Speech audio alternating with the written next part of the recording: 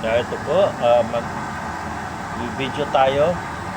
Susubukan natin yung ginawa kong kalan gamit ang used oil, at saka pwede rin gamitin yung mantika na gamit na para hindi sayang.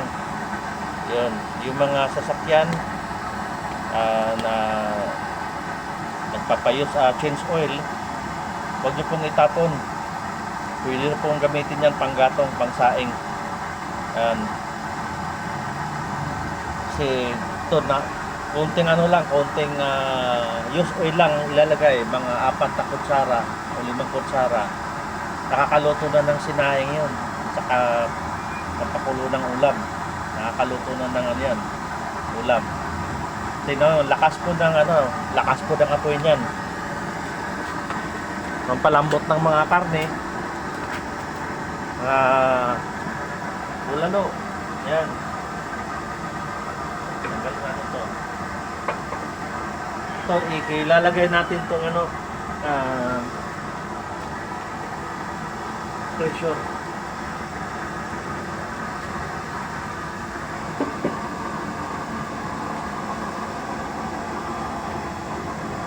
Yung pressure cooker, lagay natin kasi nagpapakulo ako dyan ng ng karne. Yan, kita mo naman yung apoy niyan, ang lakas. Kunti lang yung ginawa ko, kunti lang nilagay kong langis. Kung makikita mo yung apoy niyan, ang lakas. Sa mahal ng gasol ngayon, makakatipid ka na pag ito gagamitin mo. Tulad ng meron kang karinderya, and papakulo ka ng mga, papalambot ka ng mga karne, mga baka, baboy, lahat ng pwede ka magluto dyan. Kahit magdamagan, kasi 24 hours naman ang yan.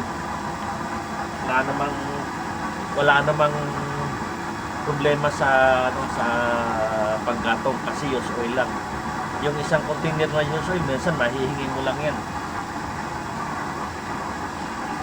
Ito yung ko. Yan, used oil na yan. Ito yung gamit ko. Lagay dyan. Ito, nahingi ko lang to sa kaibigan ko. Nagpa-change oil siya. Binigay sa akin puno to eh. Nakakaluto, luto ako ng luto. Kaya kukunti na lang, nakalahati na. O kalahati na o nabawas. Yan. Malaking tipid po yun mga kaibigan. Sige po. Ating natin mamaya tumulo. Lakas po yan.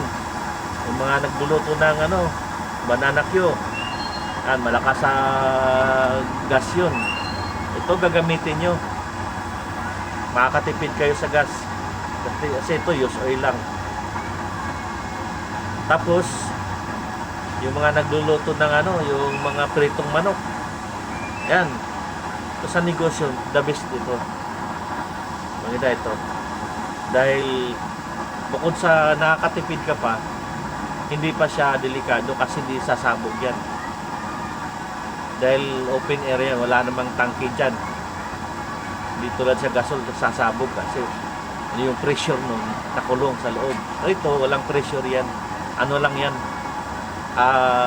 blower lang ang gamit niyan, kaya ganyan kalakas. Kita mo yan, no? Ang lakas, oh. Makita mo yung apoy niyan, sobrang lakas. Okay. Okay, salamat mga kaibigan. Message lang po kayo. Okay, bye-bye.